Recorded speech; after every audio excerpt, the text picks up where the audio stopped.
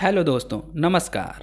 मैं धीरेन्द्र कुमार आज फिर से एक बार एक नई ऊर्जा, उमंग और उत्साह के साथ आप सभी का अपने यूट्यूब चैनल फोकस्ड स्टडी पर हार्दिक अभिनंदन करता हूं।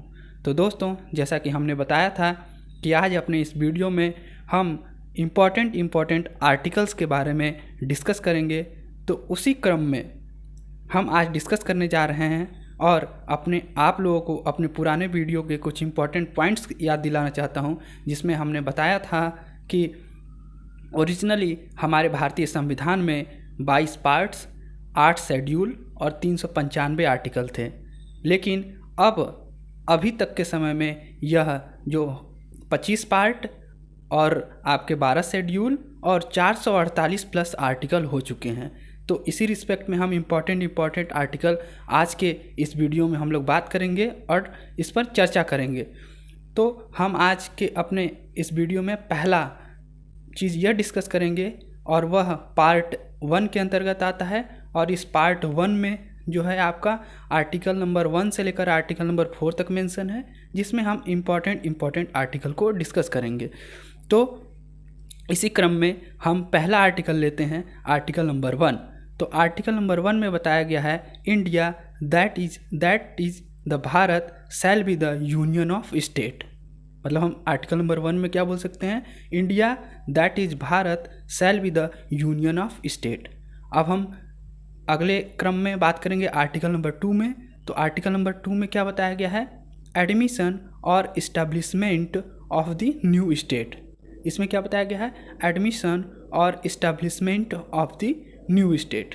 मतलब हम बोल सकते हैं इसमें कि यह कैसे होता है। तो पार्लियामेंट बाई मेकिंग लॉ में बाई लॉ एडमिट और establishment of new state into the union of India. मतलब इसको आप एग्जाम्पल के तौर पर ऐसे भी देख सकते हैं कि 1975 में सिक्किम को यूनियन ऑफ इंडिया में एडमिट किया गया था और 2014 में तेलंगाना जो कि आंध्र प्रदेश से अलग होता है, और तो इसको हम बोल सकते हैं कि इसका एस्टैब्लिशमेंट हुआ है एक तरीके से नए राज्य के तौर पे। तो आर्टिकल नंबर 2 में हम अगर 1 लाइन में बोलें तो एडमिशन और establishment of a new state, ये बताया गया है। अब हम इसी रिस्पेक्ट में आर्टिकल नंबर 3 की बात करते हैं। तो आर्टिकल नंबर 3 में जो है वो बताया गया है, आर्टिकल नंबर 3 में अगर की हम बात करें तो उसमें बताया गया है कि parliament by making law shell change the name of the state, alter the boundary of the state. मतलब पार्लियामेंट लॉ बनाकर स्टेट के बाउंड्री को चेंज कर सकती है, स्टेट के नेम को चेंज कर सकती है और एक नया स्टेट को इस्टेब्लिश कर सकती है। तो आर्टिकल नंबर 3 में इन चीज़ों की बात की गई है। और अगर हम इसी रिस्पेक्ट में अगर हम बात करते हैं कि ये सारी चीज़ें, ये प्रोसेस कैसे होता है, तो हम आपको एक सीक्वेंस बताते हैं। उस तौर पे ये सारी प्रक्रियाएं होती हैं। जैसे कि आप सभी लोग जानते हैं कि पार्लियामेंट में 3 पार्ट्स होते हैं। वो कौन कौन से होते हैं, लोकसभा, राज्यसभा और प्रेसिडेंट। तो हमारे एक नए राज्य का इस्टेब्लिशमेंट कैसे होता है, इसका प्रोसेस क्या है, उसके बारे में हम चर्चा करते हैं। तो पहले क्या होता है कि किसी भी एक सदन में या तो लोकसभा में या तो राज्यसभा में प्रेसिडेंट के नाम पर एक बिल लाया जाता है और फिर प्रेसिडेंट उस बिल को जिस राज्य से वह कंसर्न बिल होता है उस राज्य को व्यू करने के लिए या फिर उनके विचार को जानने के लिए प्रेसिडेंट उस राज्य में भेजते हैं। लेकिन उनका जो कंसर्न स्टेट होता है उनका व्यू जो होता है वह पार्लियामेंट पे बाइंडिंग नहीं होता है। फिर अगर यह बिल जो होता है वह राज्यसभा से पास हो जाती है और फिर लोकसभा से पास हो जाती है और इस पर प्रेसिडेंट का साइन हो जाता है, तो यह बिल एक एक्ट के रूप में बन जाता है और फिर वह रूल लागू हो जाता है। तो यह प्रक्रिया होती हैं और यह जो बिल होता है वह पहले किसी भी सदन में या तो लोकसभा या तो राज्यसभा किसी भी सदन में इंट्रोड्यूस किया जा सकता है। तो ये प्रक्रियाएं होती हैं एक नए राज्य को बनाने में, या फिर जो भी हमारे आर्टिकल नंबर 2 और आर्टिकल नंबर 3 के तहत दिए गए हैं कि किसी भी स्टेट का इस्टेब्लिश करने के लिए या फिर किसी भी स्टेट को एडमिट करने के लिए into the union of states. और इसमें हम एक चीज़ और यह हम बात कर सकते हैं कि India shall be the union of indestructible state but destructible state.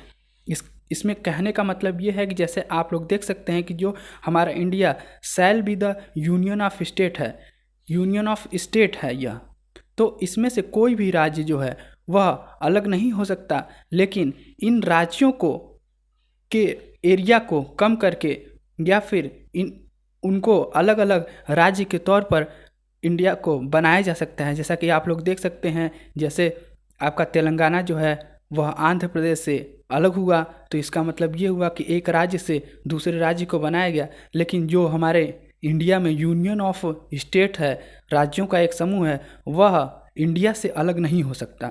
तो यह इसकी मुख्य विशेषता है। और इसी क्रम में हम बात करेंगे कि आज हम अपने आर्टिकल नंबर 1 से लेकर article number 3 important article number 1, article number 2 और आर्टिकल नंबर 3 डिस्कस किए हैं। और यह पार्ट 1 के अंतर्गत आता है और उसमें 4 आर्टिकल दिए हुए हैं, article 1, article number 2, article number 3 और आर्टिकल नंबर 4। और इसमें से इम्पॉर्टेंट 1, 2 और 3 को हमने डिस्कस किया। आप सभी लोग इसको रिवाइज कर लीजिएगा। और इन्हीं शब्दों के साथ हम आज अपने इस वीडियो को अंत करते हैं। और इसके आगे के आर्टिकल जो हैं, जो पार्ट 2 के अंतर्गत आर्टिकल नंबर 5 से लेकर आर्टिकल नंबर 11 तक जो पार्ट 2 में दिए गए हैं, उसका हम कल डिस्कस करेंगे। और हमारा यह बताने का मतलब article number 5 to article number 11 यह है कि आप सभी लोग इसको एक बार देख लीजिएगा और कल के वीडियो में हमारे साथ इसको एक बार आप लोग रिवाइज कर लीजिएगा। तो दोस्तों, इन्हीं शब्दों के साथ मैं आज के अपने इस वीडियो का अंत करता हूं। और अंत करने से पहले आप सभी लोगों को आज के दिन, जो कि आप सभी लोग जानते हैं आज 25 दिसंबर है, तो आप सभी लोगों को क्रिसमस दिवस की बहुत बहुत शुभकामनाएं। और आज के दिन आप सभी लोग जानते हैं, करंट के तौर पर भी आप इसको देख सकते हैं कि 25 दिसंबर को जो है वह सुशासन दिवस मनाया जाता है। वह किस तौर पर मनाया जाता है, तो आज के दिन ही हमारे अटल बिहारी वाजपेयी जी का जन्म दिवस है, तो इसी दिन को हम सुशासन दिवस के रूप में भी मनाते हैं। तो यह एक करंट का पॉइंट भी बन सकता है एक तरीके से। तो इन्हीं शब्दों के साथ और हम सभी अपने गॉड से यह प्रार्थना करते हैं कि हम सभी का जीवन जो है वह क्रिसमस ट्री की तरह हरियाली हो और हम सभी का भविष्य एक तारों की तरह चमचमाता रहे। तो दोस्तों, इन्हीं शब्दों के साथ फिर से अपने ऊर्जा भरी 2 लाइन, कई जीत बाकी है, कई हार बाकी है, कई जीत बाकी है, कई हार बाकी है, अभी तो अपने पूरे सपनों की उड़ान बाकी है, अभी तो अपने सपनों की पूरी उड़ान बाकी है। दोस्तों, हम चले हैं एक नई मंजिल की ओर, हम चले हैं एक नई मंजिल की ओर, यह तो एक पन्ना था दोस्त, अभी पूरी किताब बाकी है। तो दोस्तों, इन्हीं ऊर्जा भरे शब्दों के साथ मैं अपने वीडियो का अंत करता हूँ। जय हिंद।